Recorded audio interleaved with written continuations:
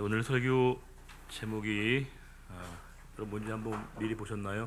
오늘 설교의 제목이요. 섬기던 신들을 치워버리고 여호와만 섬기라. 다소 좀 센 제목입니다. 제 말이 아니고요. 성경 말씀 그대로 옮긴 건데 섬기던 신들을 치워버리고 여호와만 섬기라. 사실 이 말씀은 배경이 여호수아가 그 인생의 말년에 이스라엘 백성들을 괜찮아요? 무방합니다. 세겜 땅에 이스라엘 백성들을 다 모으게 되고 그들에게 했던 마지막 고별 설교, 마지막 연설 가운데 나오는 표현입니다. 그러면서 굉장히 좀 강한 어조로 얘기하고 있는데 도대체 이 여호수아가 어떤 의미로 어떤 의도 이렇게 말을 했는가, 그 말씀의 참된 의미를 우리가 이렇게 알아가는 게 오늘 우리가 말씀을 통해서 들어야 될 하나님의 말씀이지 않을까 싶습니다. 여러분, 제가 어느덧 우리 교회 온 지 약 한 달 정도 됐습니다. 주일 설교로 따지면 오늘이 6번째 설교를 하고 있습니다. 창세기부터 시작해서 출애굽기, 레위기, 민수기, 신명기, 또 오늘 여호수아까지 제가 말씀을 전하고 있는데, 사실 제가 주일 낮에는 이렇게 성경을 순서대로 본문을 정하고 있고, 주일 오후에는 요한계시록 말씀을 함께 나누고 있고, 새벽에는 전도서 말씀을 함께 또 묵상하고 있고요. 수요일은 갈라디아서, 또 금요일 날은 저희가 사도행전 말씀을 묵상하고 있는데, 제가 이렇게 순서대로 나간 나름대로 이유가 있습니다. 여러분과 제가 같이 말씀을 통독한다는 의미도 있고요. 또 예전에 했던 설교 재활용하지 않기 위해서 제가 나름대로 다짐하고 결단하는 제 그런 고백도 있다는 겁니다. 사실 처음에 제가 이제 우리 교회에 이렇게 부임하게 되는 연락을 받고, 사실은 제가 부탁드린 게 있습니다. 뭐냐면 제가 조금 시간을 갖고 기도하면서 제 자신을 좀 돌아볼 수 있는 시간을 가지면 좋겠다라고 제가 부탁을 드렸거든요. 왜냐하면 그 전전 교회에서 제가 7년을 사역을 했고, 바로 직전 교회에서 6년을 연속해서 사역을 했고, 또 제 사역의 상당 부분은 청년부들과 함께 같이 생활했던 터여서 조금 제가 제 자신을 돌아보고 추스릴 수 있는 시간이 필요하다라고 이제 말씀을 하셔서 말씀을 드려서 제가 했는데, 워낙 우리 교회 상황이 제가 빨리 와야 된다고, 저를 보고 싶다고 얘기하셔가지고 제가 이렇게 왔는데, 와서 보니까 너무 큰 하나님의 은혜, 하나님의 준비하심과 인도하심을 이렇게 경험하게 되면서, 제가 만나는 분들마다 늘 하는 게, 제가 이제 입버릇처럼 하는 게 하나님의 크신 은혜 너무 감사하다는 말씀을 계속 드리곤 합니다. 사실은 제 계획과 제 생각을 뛰어넘는 하나님의 인도하심 가운데 너무 큰 은혜를 매일매일 이렇게 누리고 있는데, 사실 분명히 여러분, 제가 이렇게 좀 시간을 달라고 말씀했던 이유는 제 내면에서, 제 마음 깊은 곳에서 뭔가 좀 염려하는 마음과 좀 두려워하는 마음과 걱정하는 마음이 있지 않았을까 싶습니다. 그렇지 않겠습니까? 우리가 새로운 일들과 어떤 새로운 사역을 앞두게 되면 누구에게나 다 인간적인 불안과 염려와 걱정하는 마음이 우리에게 찾아오게 됩니다. 저도 제 인생에서 길진 않지만 제가 가장 떨렸던 순간이 언제냐면, 제가 처음 신학교에 입학해서 첫 사역지를 나갈 때였습니다. 보통 전사님들이 신학교 오시게 되면 들어오셔가지고 바로 사역을 나가시는데, 저는 너무 잠이 안 오고 걱정이 되고 제 자신이 너무 부족한 생각이 들어서 신대원 1학년 때는 제가 사역을 못 나갔습니다. 1년 동안 내내 저희 기도탑에 가서 기도하면서 준비하면서 2학년 때 제가 비로소 이제 사역을 시작했는데, 너무너무 제 자신이 참 불안하고 앞으로 어떻게 해야 되나 많은 그런 생각을 하게 되면서, 오죽하면 여러분, 제가 나가기 바로 직전에 제가 인생에서 처음 일주일간 금식 기도를 했습니다. 여러분, 하루 이틀이나 짧게 금식하는 건 가능한데 제법 일주일은 꽤 긴 시간이거든요. 그 시간 동안에 제가 금식 기도를 하면서 일상적인 생활도 계속했습니다. 학교도 다녔고 또 저에게 주신 일들도 감당했고, 그때 집사람과 함께 제가 교제하고 있었는데 저는 금식하고 그분은 드시고 해가지고 이렇게 금식을 했거든요. 근데 이제 놀라운 사실은 배가 전혀 안 고프더라고요. 이상하게 시장기가 안 되는 겁니다. 그래서 이걸 더 해야 되나 막 그런 생각이 들 정도였는데, 제가 물론 하나님의 크신 은혜 가운데 그런 마음이 들기도 했지만, 또 마음속에 있는 생각은 뭐겠어요? 그만큼 걱정과 염려하는 마음이 더 크기 때문에 아예 배고픈 생각을 잘 못했다라는 생각이 좀 들기도 합니다. 저는 여러분이 충분히 우리가 짐작하는 것처럼 새로운 상황을 만나고 새로운 환경을 우리가 이렇게 경험하게 되는 건 누구에게나 다 부담감과 중압감과 책임감이 다가오게 된다는 겁니다. 우리가 초등학교 다닐 때 4학년에서 5, 6학년 올라가는 것보다도 초등학교에서 중학생이 되면요, 이게 의미가 격이 다른 부담을 갖게 됩니다. 대학생 같으면 내가 대학교 1, 2, 3, 4학년 동안 있는 시간도 물론 쉬운 건 아니지만 대학생의 신분으로서 직장이 될 때 훨씬 더 마음의 부담감과 책임감을 가지게 되거든요. 그만큼 새로운 환경과 낯선 상황이 만난다는 게 모두에게 얼마나 큰 부담감을 주고 중압감과 책임감을 동시에 갖게 하는지 알 수 있다는 겁니다.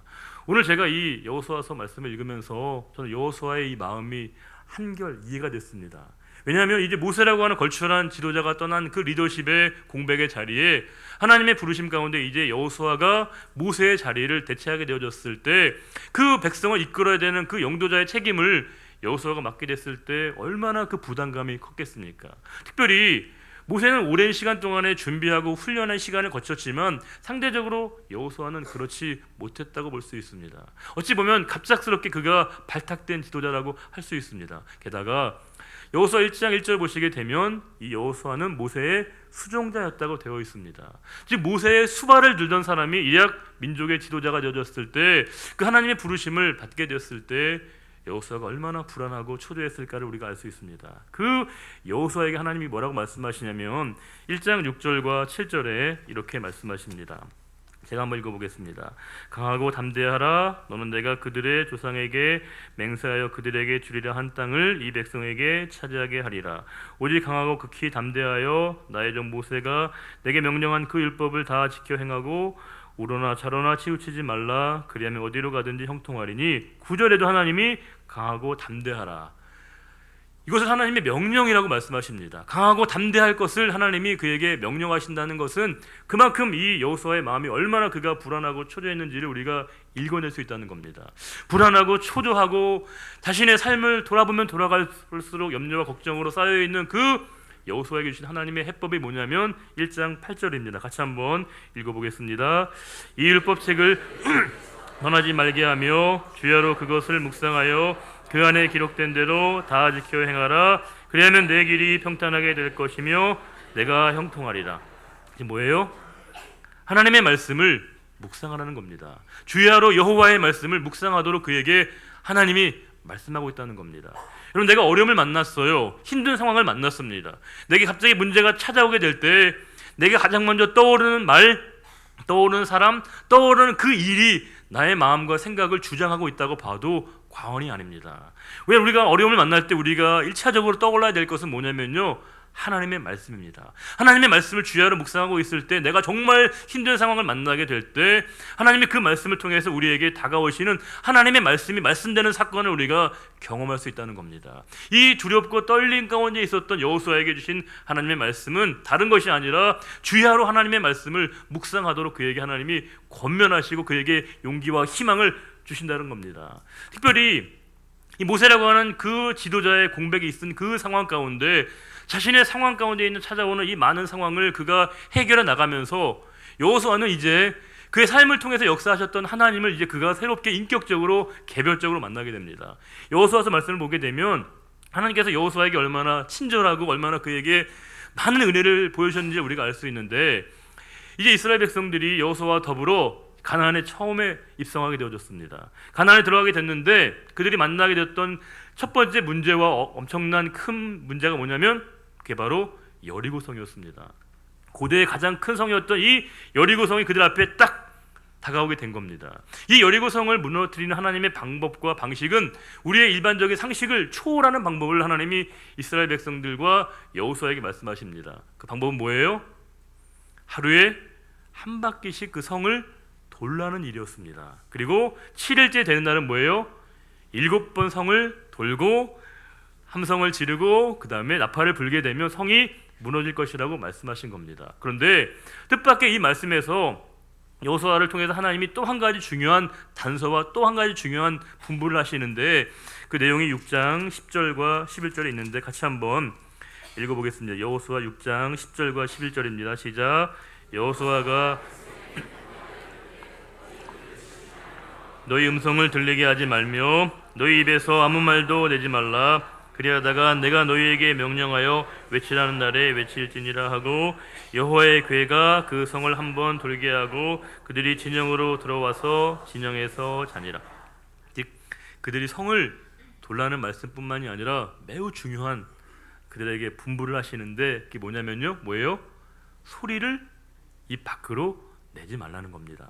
여러분 이게 엄청나게 부담스럽고 어려운 일 아니겠습니까? 왜냐하면 지금 한두 사람이 아니고요, 수백만 명의 사람들이 지금 함께 그 성을 돌고 있는 그 대장관인데 그 수백만의 사람들이 얼마나 생각과 견해가 다르겠습니까? 그런데 그들 안에 소리를 내지 말라는 건 자신의 이견과 자신의 다른 개인적인 생각이 있다고 하더라도 그 생각을 자신 안에 묵상하라는 것이거든요. 사실은 이미 그들이 이 소리를 내지 않음으로 말미암아 그들의 마음에 있었던 이 그들을 둘러싸고 있었던 마음의 담이 무너지고 있었다는 겁니다. 그들이 이미 하나가 되는 이 사건을 하나님이 그들에게 보였다는 겁니다. 그러므로 이제 그들이 하나가 되어졌을 때 하나가 된 하나님의 백성들이 할 수 있는 놀라운 일이 뭐냐? 땅 가운데 여리고성이 무너지게 되었다는 겁니다. 이 여리고성 함락 사건은 이스라엘 백성들에게 엄청난 자부심과 긍지를 갖게 했습니다. 이 일들로 말미암아 여호수아의 소문이 사방에 아주 탁월한 지도자로 정평을 받게 되고 많은 사람들이 여호수아를 이렇게 막 추앙하게 되었습니다. 그런데 놀라운 건 바로 그 이후에 아이성이 있습니다. 상대적으로 작은 성인데 이 아이성을 함락시키고 점령하는 그 가운데 이스라엘 백성들은 큰 패배를 맛보게 됩니다. 손쉽게 점령할 수 있었던 그 아이성에서 아간이라고 하는 사람의 탐욕으로 말미암아 이 아이성으로 말미암아 이스라엘 백성들이 엄청난 낭패와 실망감과 좌절감을 맛보게 됩니다. 우리 7장 5절부터 한번 8절을 같이 한번 읽어보겠습니다. 시작. 아이 사람이 그들을 36명쯤 쳐 죽이고 성문 앞에서부터 스바림까지 쫓아가 내려가는 비탈에서 쳤으므로 백성의 마음이 녹아 물같이 된지라. 여호수아가 옷을 찢고 이스라엘 장로들과 함께 여호와의 궤 앞에서 땅에 엎드려 머리에 티끌을 뒤집어 쓰고 저물도록 있다가 이르되 슬프도소이야 주 여호와여 어찌하여 이 백성을 인도하여 요단을 건너게 하시려고 우리를 아모리 사람의 손에 넘겨 멸망시키려 하셨나이까. 우리가 요단 저쪽을 만족하게 여겨 거주하였다면 좋을 뻔하였나이다. 주여 이스라엘이 그의 원수들 앞에서 돌아섰으니 내가 무슨 말을 하오리까. 7장 5절 보시게 되면 이 일로 인해서 백성의 마음이 녹아내렸다 되어 있습니다. 간담이 서늘한 것이겠죠. 그들 마음속에 얼마나 큰 좌절감과 실망감을 맛보았을지 알 수 있습니다. 물론 실패의 경험이지만 좌절의 경험이지만 이 일로 말미암아 오히려 여호수아와 이스라엘 백성들은 하나님 앞에 겸손하고 겸비하게 됩니다. 그 일들로 말미암아 이제 이스라엘 백성들이 승승장구하게 됩니다. 그 많은 싸움과 많은 전투에서 그들이 땅을 확보하게 되고 하나님 약속하신 그 믿음의 기업을 그들이 얻게 되는 놀라운 전과를 그들이 얻게 됩니다. 그런데 하나님의 사람의 놀라운 건 뭐냐면 여러분, 하나님의 일들은요 명암이 함께 존재합니다. 빛과 그림자를 하나님이 동시에 보여주시는데 이렇게 승승장구하던 여호수아가 또 한 번의 큰 실수를 범하게 됩니다. 기브온이라고 하는 족속의 사람들이 당시에 이 여호수아와 이스라엘 백성들의 위세가 당당하다 보니까 화친을 맺고자 한 겁니다. 조약을 맺어서 우리 서로 간에 상호 불가침 조약을 맺자고 얘기했는데 이게 사실은 하나님께서 모든 백성을 다 진멸하라고 하셨던 말씀 때문에 그건 이행할 수 없는 것이거든요. 그래서 이 사람들이 꾀를 낸 겁니다. 그래서 어떻게 했어요? 마치 멀리에서 온 것처럼 옷이 헤어지게 만들고 도시락이 상하게 만들어서 우리가 이렇게 멀리서 왔으니까 우리가 화친을 맺자라고 조약을 하게 된 겁니다. 그때 여호수아가 문제가 뭐냐면 그 일들에 대해서 하나님께 묻지를 않게 됩니다. 한 번만 더 읽어보겠습니다. 9장 12절부터 15절입니다. 시작. 우리 이 떡은 우리가 당신들에게로 오려고 떠나던 날에 우리들의 집에서 아직도 뜨거운 것을 양식으로 가지고 왔으나 보소서 이제 말랐고 곰팡이가 났으며 또 우리가 포도주를 담은 이 가죽 부대도 새 것이었으나 찢어지게 되었으며 우리 옷과 신도 여행이 매우 길었으므로 낡아졌나이다 하니라. 우리가 그들의 양식을 취하고는 어떻게 할지를 여호와께 묻지 아니하고 여호수아가 곧 그들과 화친하여 그들을 살리리라는 조약을 맺고 회중 족장들이 그들에게 맹세하였더라. 이 조약으로 말미암아 이것이 그들에게 족쇄가 되어져서 그들을 땅을 차지하지 못하게 되는 그 실수를 범하게 됩니다. 하나님께 묻지 않음으로 말미암아 그들이 어떠한 결과를 초래하게 되는지를 생생하게 보게 되었던 겁니다. 이렇게 보게 되면 모세와 여호수아의 리더십의 경향과 유형은 조금 다르다는 걸 알 수 있습니다. 모세는 그야말로 준비되고 완성된 지도자였다고 할 때 여호수아는 여러 가지 많은 사건들과 일들을 경험하면서 다양한 많은 체험들을 통해서 비로소 완성되어져 가는 어떤 과정상에 있는 지도자라고 할 수 있습니다. 근데 분명한 건 이 많은 경험을 통해서 비로소 이제 여호수아가 담대한 믿음을 갖게 되었다는 겁니다. 그에게 이제 피상적으로 알았던 하나님에 대한 이해가 그의 삶의 자리 가운데 찾아오셨던 그 하나님을 그가 깊이 만남으로 말미암아 하나님에 대한 전혀 다른 이해를 갖게 되고 그가 담대하고 당당한 믿음의 사람으로 변모되었다는 겁니다. 여러분, 우리가 삶의 자리 가운데 찾아오는 많은 불안과 염려와 걱정은 상당 부분 무지로부터 비롯될 때가 많습니다. 잘 모르니까, 알지 못하니까 우리가 불안하고 염려하게 되는 것이거든요. 그럼 우리가 가장 염려하는 게 뭡니까? 미래이거든요. 장래입니다. 우리가 장래와 미래 일을 염려하는 이유가 뭐예요? 다 한 명도 그 길을 가본 사람이 없기 때문에 그 미래에 대한 불확실성과 무지라고 하는 게 우리 인간에게 불안하고 염려하게 만드는데, 이 여호수아는 이제 그의 삶의 현장 가운데 찾아오셨던 하나님을 만남으로 말미암아 전혀 다른, 정말 모든 백성이 믿어 신뢰감을 갖게 하는 지도자가 되었다는 겁니다. 특별히 여호수아의 이름의 뜻이 뭔지 아세요? 여호수아와 호세아와 예수라는 말은 다 똑같은 말이죠. 뭐의 뜻이? 구원자란 뜻입니다. 즉 백성을 구원하기에, 백성의 희망이 되기에 부족함이 전혀 없는 하나님의 사람으로 되어져 갔다는 겁니다. 비유컨대 마치 그는 약간의 비정규직 같은 지도자에서 정규직으로, 마치 인턴십에서 그가 보다 더 전문직의 사람으로 되어져 가는 그 과정을 우리가 볼 수 있다는 겁니다. 제가 아는 어느 선생님이 정말 그 얘기 하시더라고요. 실화인데 초등학교 저학년 아이가 자기의 미래 소망을, 자기 미래의 희망을 적어내는데 뭐라고 적어낸지 아세요? 정규직이라고. 요즘 아이에겐 그게 굉장히 전혀 다른 느낌으로 다가오는 것이거든요. 그만큼 어느 자리에 확정적으로 있다는 것이 얼마나 한 사람에게 존재를 감을 드러내는지 알 수 있는데, 이제 여호수아는 비로소 한 사람의 지도자를 넘어서서 민족을 이끌어갈 수 있는 지도자로 하나님이 세우셨다는 겁니다. 특별히 여호수아에게는 한 명의 동역자가 있습니다. 여호수아와 늘 함께했던 하나님의 사람이 있는데 그가 누구냐면 바로 갈렙입니다. 갈렙은 정말 위대한 사람입니다. 왜냐하면 늘 그의 삶의 자리 가운데 하나님을 위해서 일했고 수고했고 평생을 하나님을 위해서만 살았던 사람인데, 그가 마지막에 그의 권리를 누릴 수 있는 그 자리에서 그는 오히려 그 기득권을 내려놓게 되고 오히려 자신이 더 일할 수 있는 힘이 있다라고 얘기하며 모든 사람들이 기피하고 있는 그 안악 자손이 있는 그 산지를 향해 내가 나가겠다라고 얘기하는 그 갈렙의 고백을 볼 수 있습니다. 우리가 한 번만 더 14장 12절 보시게 되면 이런 말씀이 있습니다. 제가 한번 읽어보겠습니다. 14장 12절인데, 그날에 여호와께서 말씀하신 이 산지를 지금 내게 주소서. 당신도 그날에 들으셨거니와 그곳에는 아낙 사람이 있고 그 성읍들은 크고 견고할지라도 여호와께서 나와 함께 하시면 내가 여호와께서 말씀하신 대로 그들을 쫓아내리다 하니. 이게 바로 갈렙의 표현입니다. 그는 그의 모든 이해관계를 초월해서 하나님이 함께 하시게 되면 저 불리한 탄지인 그 아낙 자손이 있는 땅도 내가 능히 이길 수 있다라고 얘기하는 그 갈렙의 고백을 볼 수 있습니다. 여호수아는 평생 이 갈렙과 함께 동역자의 마음으로 살았습니다.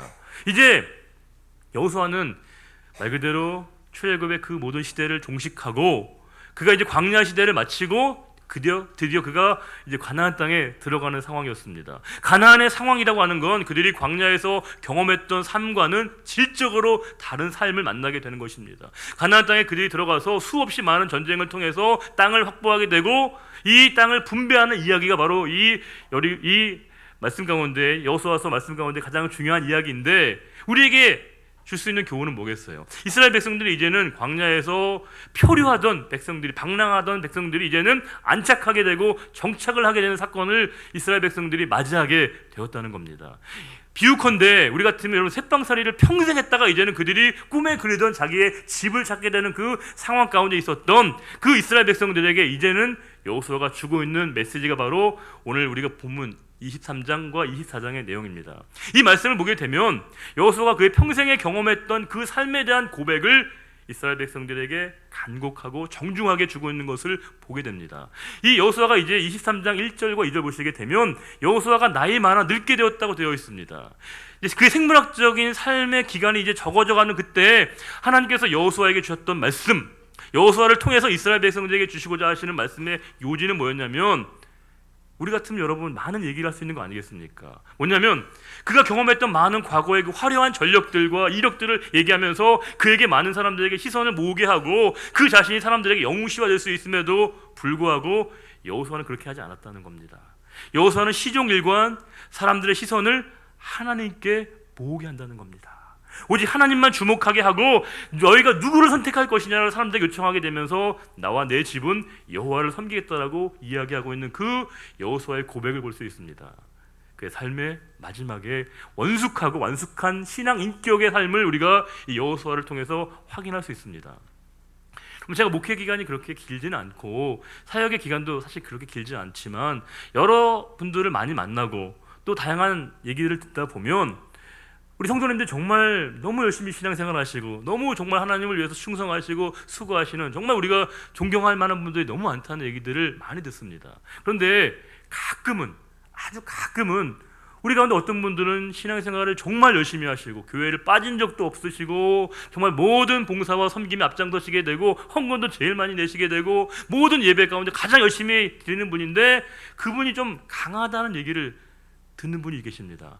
강하다는 건 제가 완곡해서 표현한 것이고요, 좀 센 분입니다. 더 심하게 얘기하면 드센 분이 있다는 거예요. 근데 문제는 뭐냐면 그분이 그 굉장한 자기 고집이라고 하는 것을 항상 자신의 신앙 인격과 별로 동일화시키지 않는다는 겁니다. 여러분, 우리가 주관과 소신, 주관과 자기의 고집, 소신과 고집을 어떻게 구분할 수 있을까요?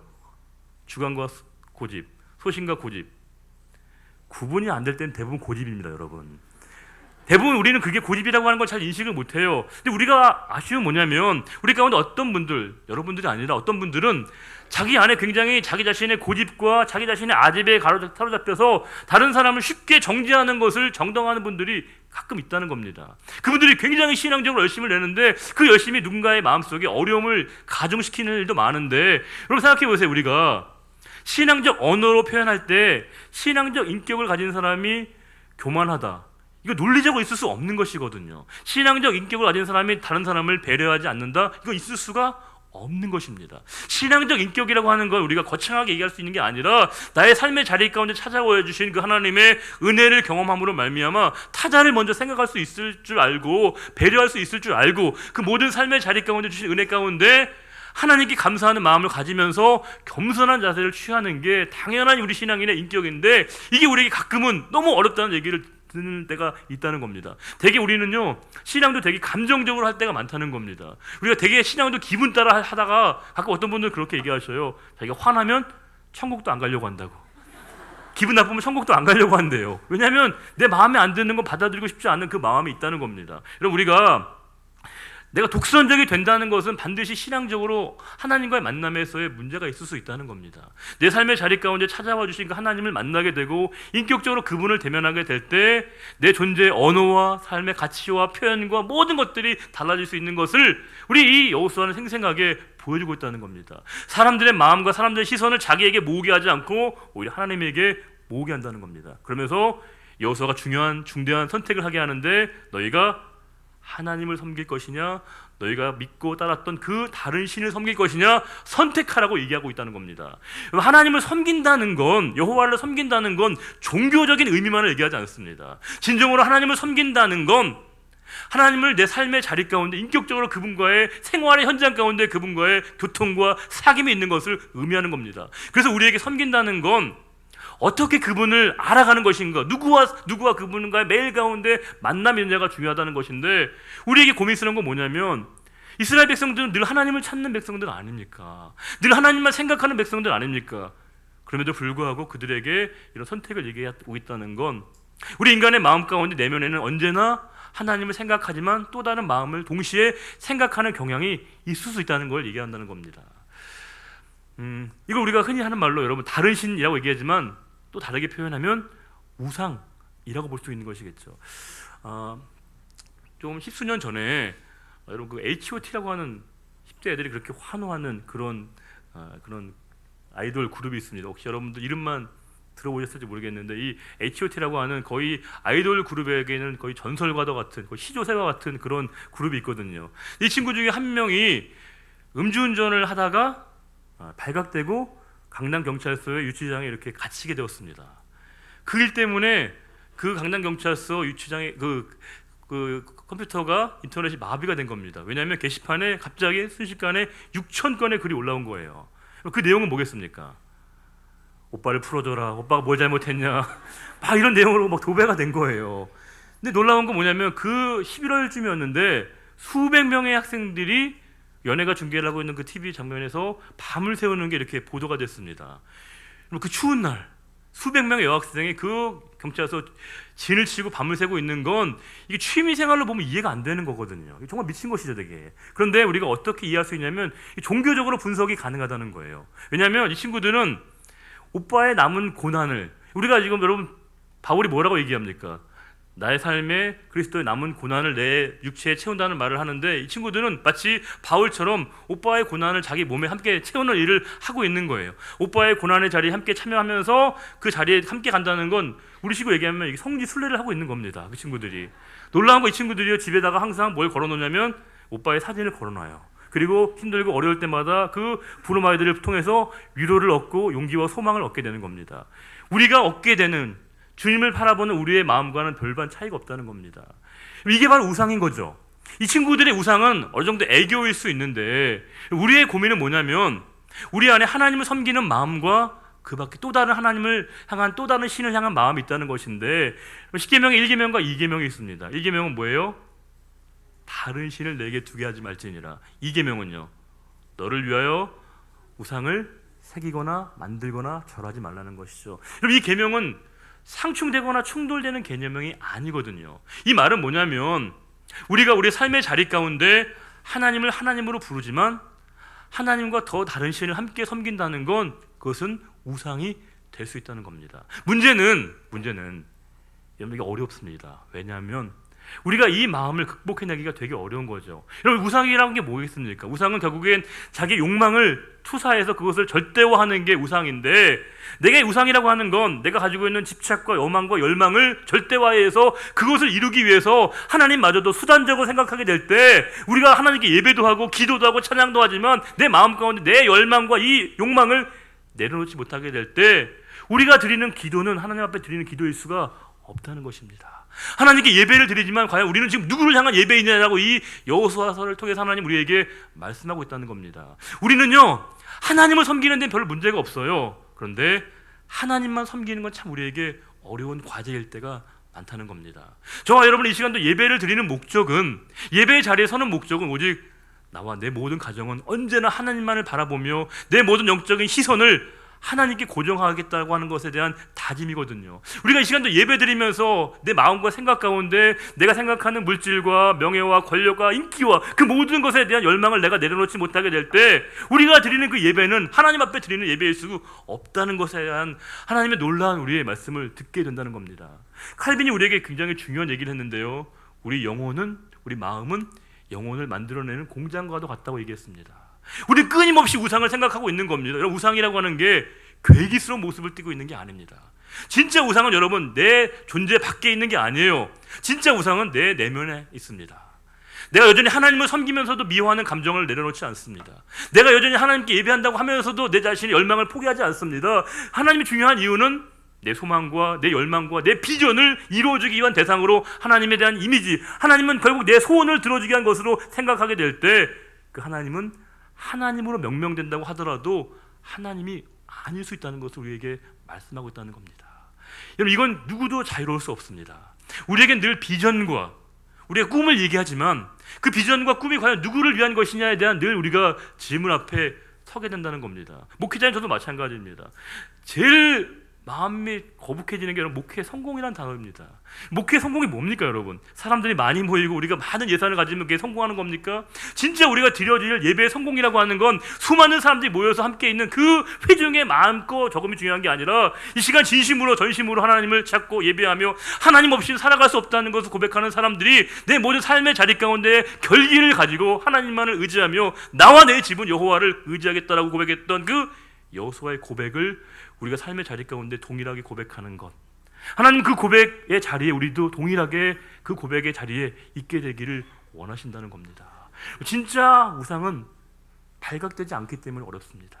우리의 존재 깊은 곳에 자리 잡고 있기 때문에 이게 참 어려울 때가 있습니다. 하나님 그것을 바라보면서 오늘 말씀 그대로 그것들을 치워버리고 하나님만 바라보도록 말씀하고 있습니다. 예배가 바로 그런 겁니다. 예배는 우리의 치유의 현장이고 하나님을 만나고 우리의 시선을 하나님께 응시하는 자리입니다. 하나님을 바라보게 될 때 다른 것들이 우리에게 들어오지 않게 됩니다.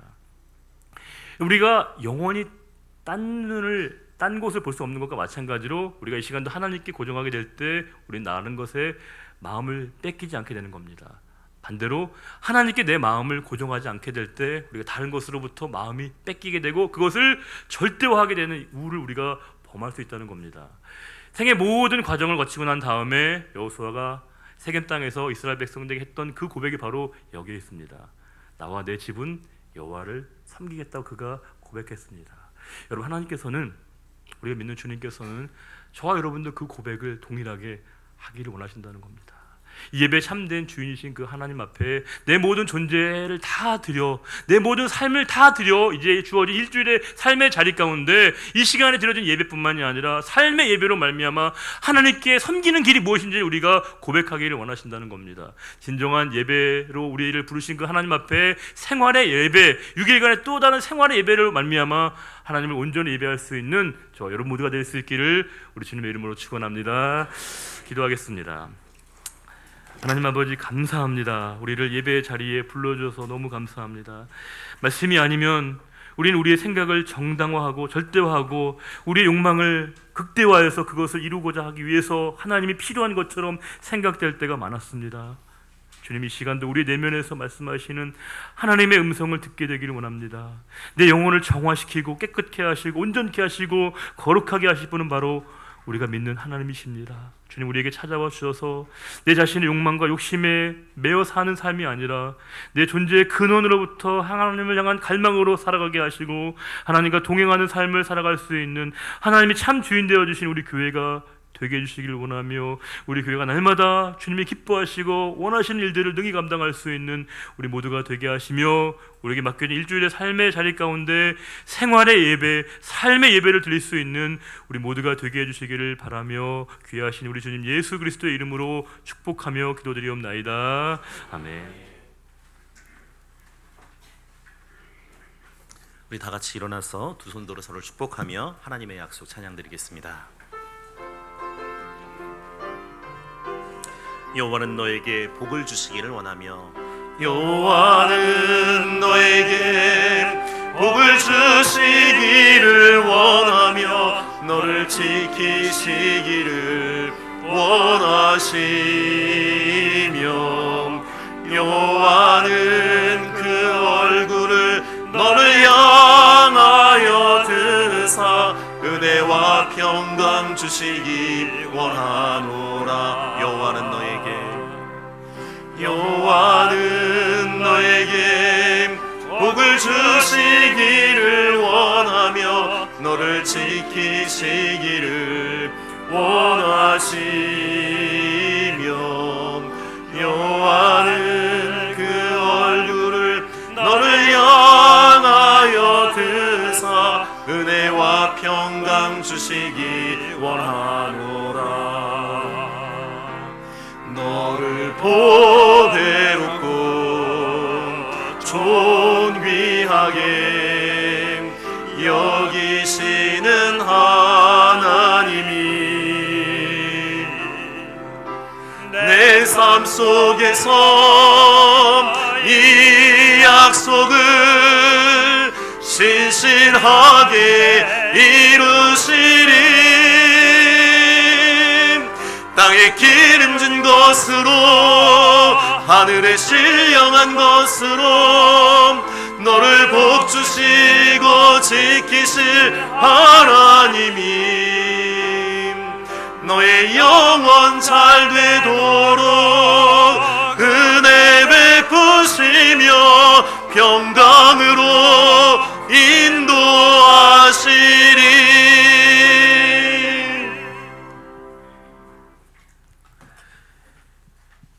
이제는 우리 주님 예수 그리스도의 은혜와 하나님 아버지의 변함없으신 그 크신 사랑하심과 성령의 인도하심과 충만케 하심과 형통케 하심이 우리가 삶의 자리 가운데 하나님의 주인 되심을 고백하며 나와 내 집은 여호와를 섬기겠다 고백했던 그 여호수아의 고백이 우리 모두의 고백이 되기를 다짐하는 우리의 모든 결단 위에 이제로부터 영원히 함께하여 주시기를 간절히 축원하옵나이다. 아멘.